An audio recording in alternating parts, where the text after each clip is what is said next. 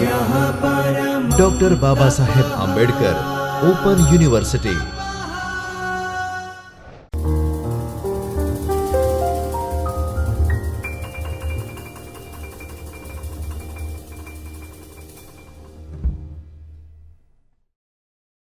Hello dear students, this is Jai Javani and I welcome you at our Chaitanya studio on behalf of Department of English, Dr. Babasaheb Ambedkar Open University.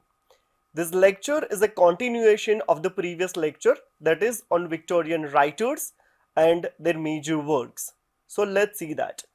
In the last class, we had learnt about something about, or maybe say, the early period of the writer. In this class, we will be talking from Tennyson's work from 1850. So in 1850, which is considered as a turning point, as in Tennyson had a lot of achievements in this class. In this year, he became poet laureate because he had got friendship with Queen Victoria. He had published In Memoriam, that is in 1850, which is a collection of elegies. Almost 131 elegies are written there. And he resumed at that time correspondence with his beloved Emily Selwood, had got married with her in 1850. So that we had looked in the last lecture. Now let's go ahead. After 1850, that is in 1852, he comes up with a new kind of a collection, or you can say a work, that is Ode on the Death of the Duke of Wellington. This is maybe the very first time that Tennyson had tried his hands on ode, and the title of this ode is Ode on the Death of the Duke of Wellington.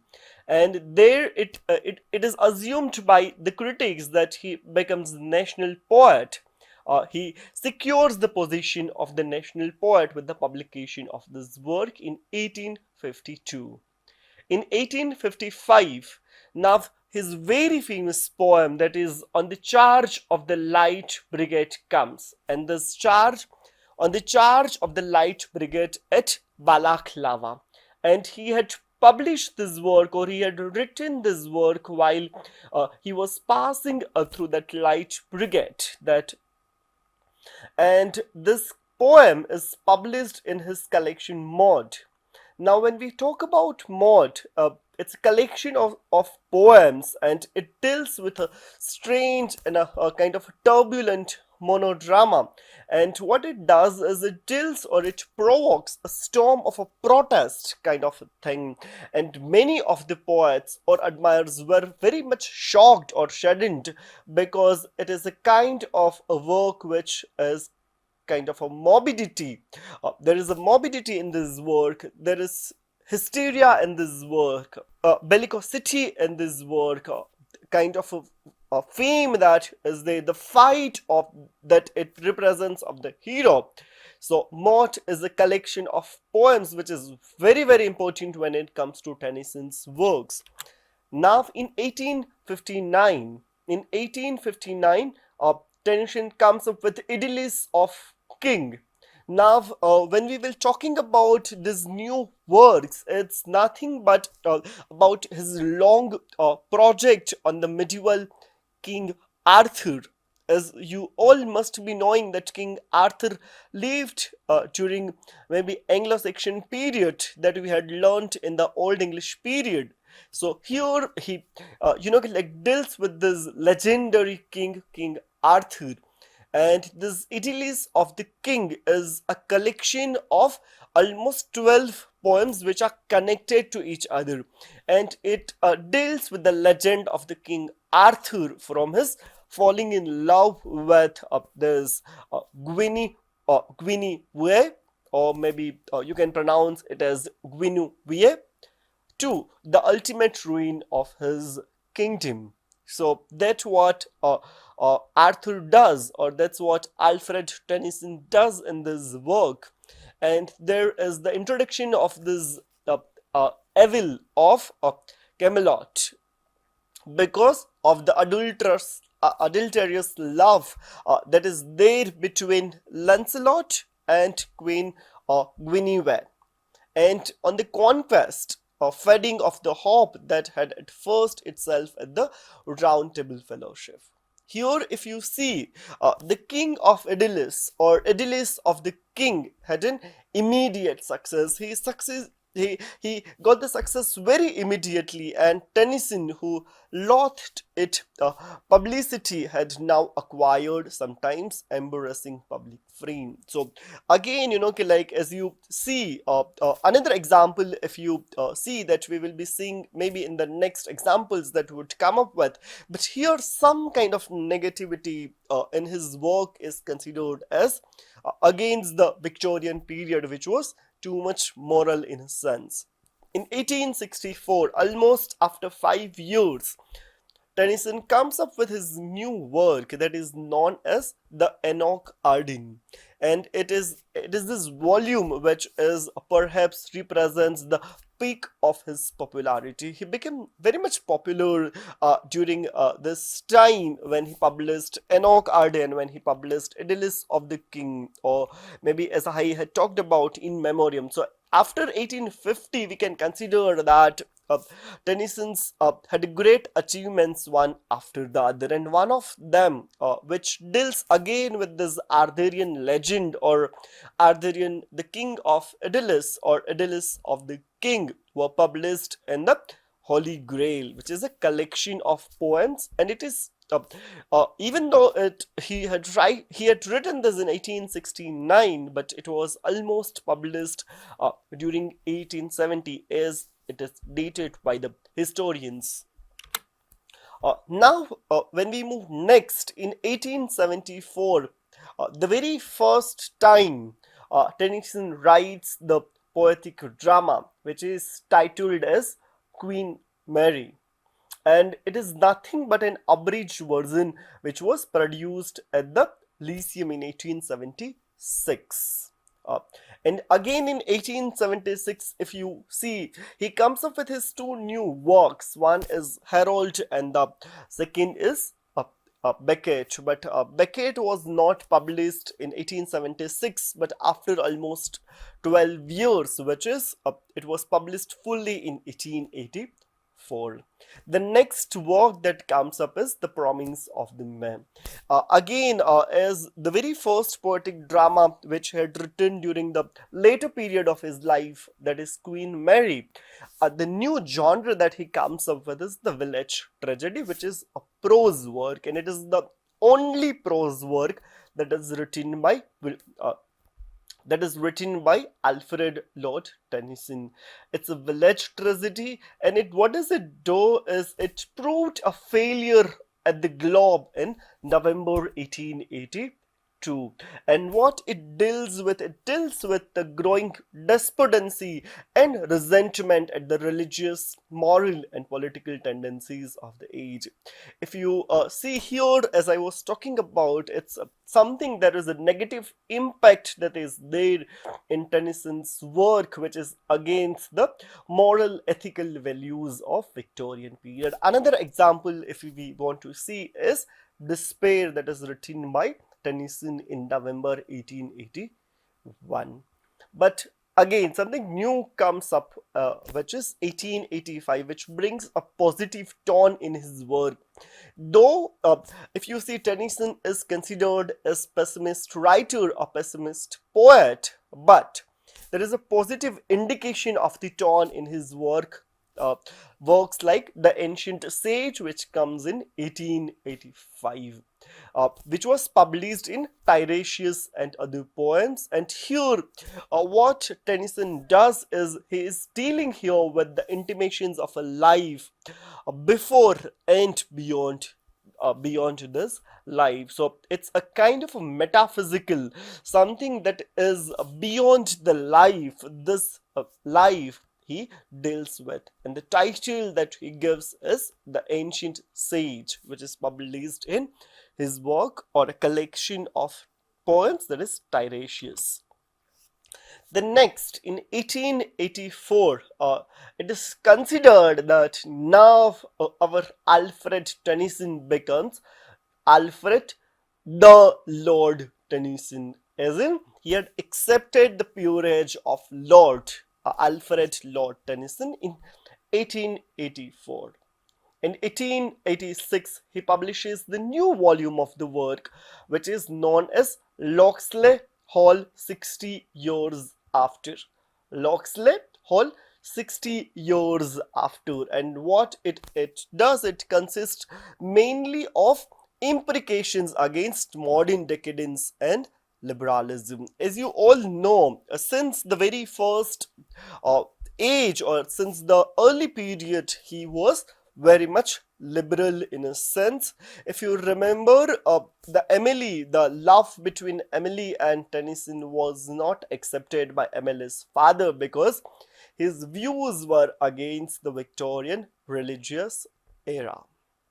In 1889, Tennyson comes with a new work. He wrote the famous short poem known as Crossing the Bar, which is very much there in the syllabi of many university, and it is during the crossing the Isle of Wight he had written. I'm sure you must have learnt the during the last lecture, as in when it was dealing with the Victorian period, what was the situation of Isle of Wight and what wars were going on. It is a representation of these wars that are going on.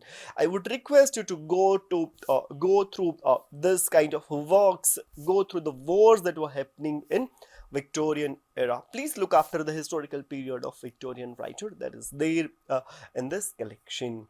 There are other poems that Tennyson wrote in 1889, which is known as the collection Demeter and Other Poems, in which there are various poems which are there. The famous poems are To Mary Boyle, The Progress of Spring, Merlin and Glim.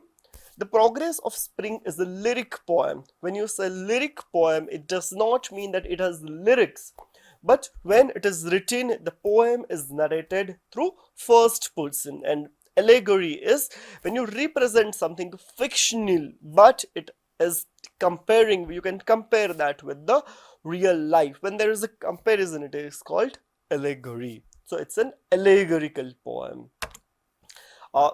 During his last years in 1892, Tennyson comes up with the new play. He writes a play called The Foresters, and it was produced in New York City.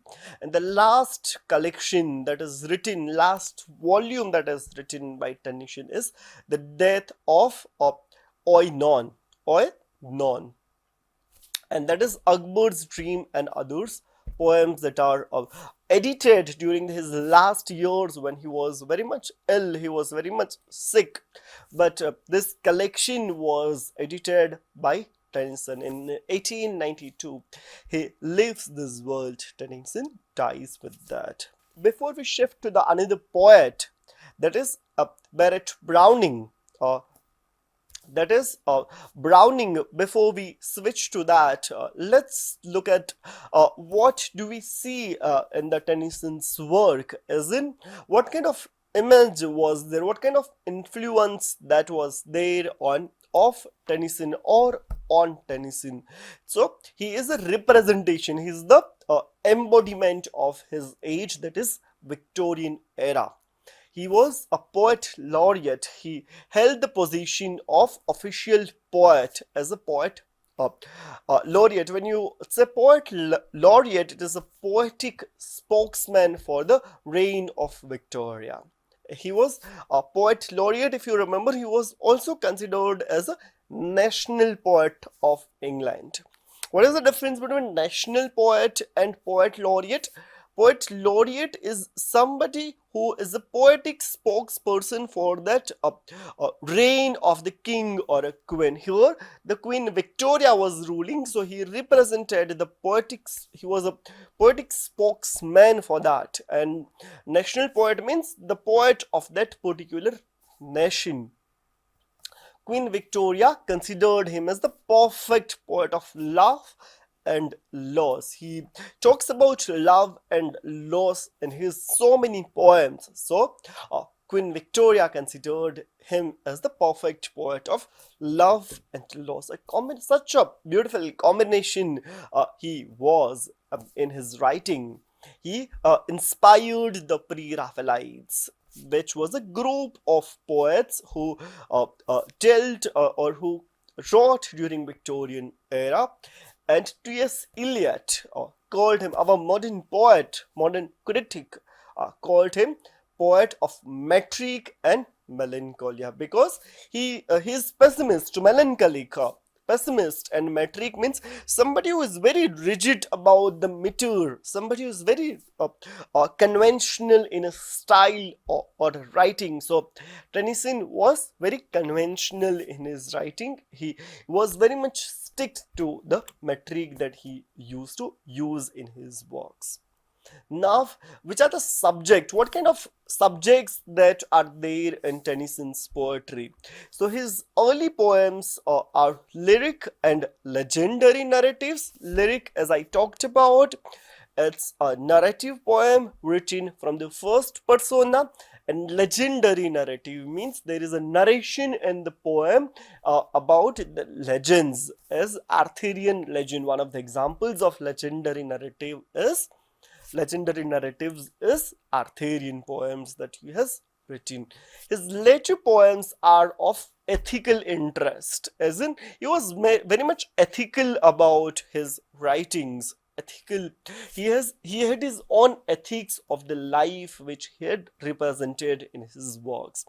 Tennyson was not so deep thinker, does not mean a shallow thinker, but there is he wrote in a realistic sense. He was content to the mirror the feelings and aspirations of the time. He was a true reflection, he was a true mirror of the era. And when we talk about the craft of Tennyson, he took great care and skill in perfecting the form and technique. As I said, he was very much conventional for using the form and technique in a language. He was rigid or conventional in a sense, but he had got that care and skill in his work. There is a mixed sound and sense, so this makes it a melodious in a sense of a musical quality is there in Tennyson's works. And he has got this descriptive power in a sense of Keatsian descriptive power. His poems are very much descriptive there. Now let's switch to the new poet of the Victorian era is Robert Browning. He is 3 years chota bhai of Alfred Lord Tennyson, as in he was born on 1812 and he died in 1889. So, who is this Robert Browning? And why do we really study Robert Browning? Because he is famous for his dramatic monologue, Fra Lippo Lippi, as you must be knowing, or somewhere you would have read Porphyria's Lover, such a great dramatic famous monologue that is written by Robert Browning. And there is a psychological the portraiture in his works. The great example again goes to Porphyria's Lover, where he represents as the psychological condition of the of the narrator is there in this work. So he is famous for dramatic monologue and psychological portraiture. When we talk about the biographical details, which we really need to study, because whenever a poet is writing something, it is nothing but a product of the life that he lived in, the culture that he lived in. So let's look at some biographical details about Robert Browning. His father was clerk in the Bank of England in London, which means he belonged to not so upper class but kind of a upper middle class, and he had not received much formal education, though he had learnt Greek and Latin, which his father had taught him, as his father was a clerk, educated person. So he don't have really a good educational formal education background, but he knew Greek and Latin because of his father. In 1828, which means almost he was what, 16, When he was 16, he attended classes at the University of London, but again he did not really got the formal degree like Tennyson. He left after half a session, so he also did not have formal degree from the university. But in 1835, he traveled to St. Petersburg, which we would be seeing in his work, the representation of it. In 1838 and 1844, he traveled to short visits to Italy. But though he has traveled, he did not stay there. He lived with his parents in London only until 1846. First at Camberwell and after at Hatcham. Then in 1832 to 1846, he wrote two early long poems, and most of his plays are written during the first phase of earlier phase of Browning's life. Let's look at the earlier phase of Browning's life. The very first work that he published is known as Pauline. And what is it? It is nothing but a fragment, a piece of a confession. And what this confession is about here, he talks about his own, lying young adolescent patience and anxiety that he has gone through during his younger life, when he was younger, and is considered as a formally a dramatic monologue. What is dramatic monologue? It is a kind of a poem, you can say, or it's a kind of a narrative technique in which one person represents the whole situation. You can read more about dramatic monologue in the literary terms. That is the lecture available on our YouTube. Then but when he wrote about his own feelings, his anxiety that he he went through or he dealt with, he was much criticized. Even though he was well received, a person or a critic, John Stuart Mill, criticized him, and he somewhat condemned this poet's exposure and exploitation of his own emotions and his intense and morbid self-consciousness. He was very much criticized as in for showing his own emotions, as Victorian era was too much particular about the values of human life, in a sense that it was very much gendered. There was too much rules and regulations about genders. Men could not really show up the somewhat being a weak or an anxiety. Men were not allowed to do that, and when Browning did that in his work Pauline, a critic like John Stuart Mill criticized, he condemned the poet, and then he stopped showing his own feelings. He stopped writing subjective kind of dealing in his works, but what he does is he started writing objectively, where the poet himself is not there or subjectivity is lost. He stopped subjectivity in his works. When we move to the next, when we go ahead in 1835, he comes up with two poems. One in 1835 is known as Paracelsus, and in 1840 he comes up with Sordello. These two poems, both this poem deals with the men, there are men of great abilities. They are striving to reconcile the demands of their own personalities with those of the world. They are fighting, they are demanding, they are very much demanding of their own personalities with those of the world. Who are they? They are Sordello and they are Paracelsus. Both these poems deal with the man. And when we talk about Paracelsus, it was well received.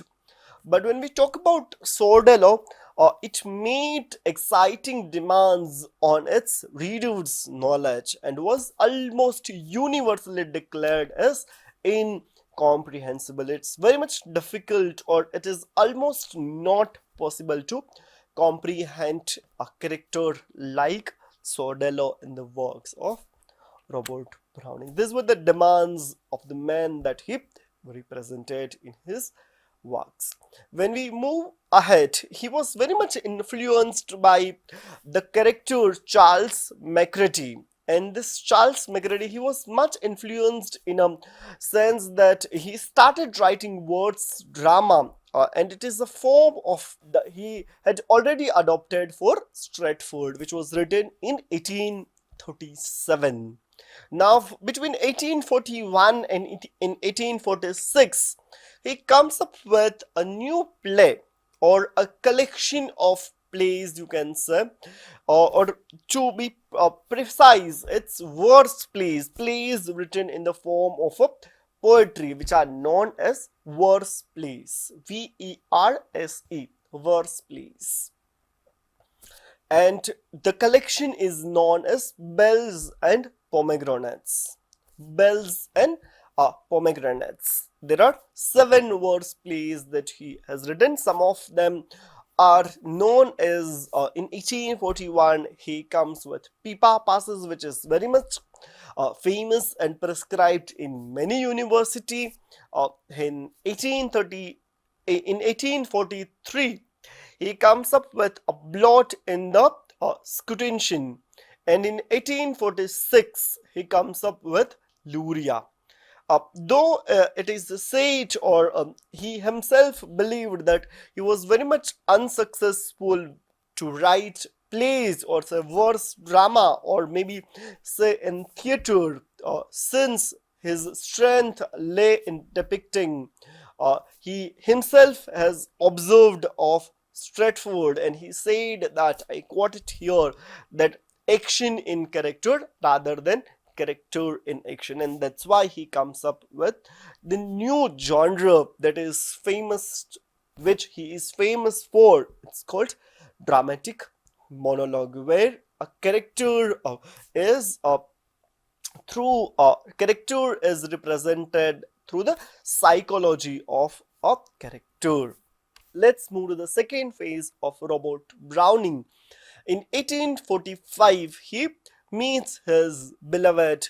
He fell in love with Elizabeth Barrett Browning, and in her poems in 1844, this Elizabeth Barrett had included lines praising about Browning, who wrote to thank her in January 1845. Though his father was against between the love of Elizabeth and Robert, they secretly escaped to somewhere else, maybe in Italy, and they were married there. And a week later, they left for Pisa. And in 1849, they get a baby child. The baby child is born. They get a baby, Robert Browning and Elizabeth Barrett, which is named after himself, Robert. He is known as Junior Robert Browning. In 1849, he collected an edition, and in 1850, he comes up with a new word, Christmas Eve and Easter Day, which is a very interesting kind of a collection of poems in which it is an examination of different attitudes toward Christianity. He has written, he has here dealt with what kind of different attitudes are there for towards Christianity. That's why the title is Christmas Eve and Easter Day. In 1852, he writes an introductory essay to some spurious letters of Shelley. So basically, in 1852, he writes an introductory essay to the letters of Shelley, which are famous for. And in 1855, he comes up with a collection of almost 51 poems. The title of this collection is Men and Women, in which there are various dramatic lyrics, there are various dramatic There are various dramatic lyrics, there are various dramatic monologues. So, the famous dramatic lyrics which are a part of Men and Women are Memorabilia, Love Among the Ruins, or Toccata of Gulapis. And we talk about dramatic monologues which are very famous. One is Porphyria's Lover, then we have Fra Lippo Lippi, we have How It Strikes a Contemporary, or maybe Bishops, or the collection of the poems are there in the PPT that is in front of you. In June 29, in June 29 of 1861, his wife dies in her husband's arms, and this reminds us of his dramatic monologue in which the lover of his beloved dies in the arms of uh, uh, dies in the arms of his beloved. And the very famous the dramatic monologue is Porphyria's Lover, though he had himself killed his beloved. In 1864, we have Dramatic Personae, in which has many poems are there, or there are various dramatic monologues in that. The very famous, the famous one is Rabbi Ben Ezra, and in the medium there are. And this poems gets two editions, so it can be said that now he was celebrated in his era. Is the second edition or two editions comes up. Initially, though he was not celebrated, he becomes a celebrity, or you can say that he was well read and received during 1864. During the later lives, the very famous collection that he comes up with is The Ring and the Book. It's a collection of 12 books which was published in between 1868 and 1869. And what is The Ring and the Book is about? It is based before 10 years, or maybe almost before, you can say 10 or 9 to 10 years, there was a murder trial in the Rome. And this collection of 12 books is based on the proceedings of this murder trial that happened in the Rome. During the last years, he comes up with some narrative or dramatic poems. The examples of them are the In album that came in 1875, Fifine at the Fair that came in 1872, and in 1879 and 1880 there comes the two series of dramatic Edelies that came in 1879 and 1880. During the last years, he also wrote the poems on classical subjects. One of the examples is Aristophanes' Apology. What do you mean by classical subjects? The classical era of Greek and Latin. One of the famous characters is Aristophanes, and he has written the Aristophanes' Apology. It can be asked in your UGC NET exam. Please look in the detail after this works. Then comes up a collection of short poems in between this era, or in between these last years. In 1876 he comes up with Have He Walked in Distemper, and in 1884 he comes up with Feristas Fences. These are the short poems written by Robert Browning. Toward the end of his life, two books of unusually personal origin came up, which are given there in your PPT. Before I conclude, I would like to say that in 1889 he died on 12th of December, and he was buried in Westminster Abbey, where various great poets are buried. So with this lecture, we pay tribute to both these our poets. One is Alfred Lord Tennyson, who was a conventional poet, and the other is Robert Browning, who is very famous about dramatic monologue. I conclude the lecture. Thank you for joining the session. Thank you very much, students.